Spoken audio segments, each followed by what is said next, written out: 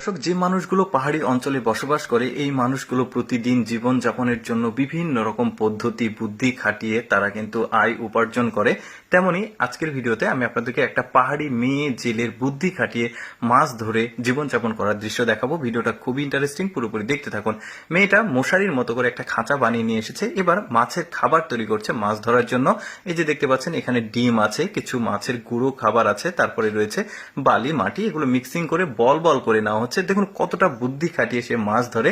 পুরোপুরি ভিডিওটা দেখতে থাকুন, খুবই ইন্টারেস্টিং। এবার যে বলগুলো তৈরি করা হলো মাছের খাবার, এগুলো প্রতিটা ওই খাঁচার মধ্যে দিয়ে দেওয়া হয়েছে। যেখানে মাছ রয়েছে ঠিক ওই জায়গাগুলোতে কিন্তু এইটা ডুবিয়ে দেওয়া হচ্ছে। পাহাড়ি অঞ্চলে কিন্তু এই ধরনের ছোটখাটো নদী থাকে, পাহাড়ি নদী, ঝর্ণার পানি, তারপরে পাহাড়ের পানি বেয়ে এসে খাল বিল তৈরি হয় এরকম।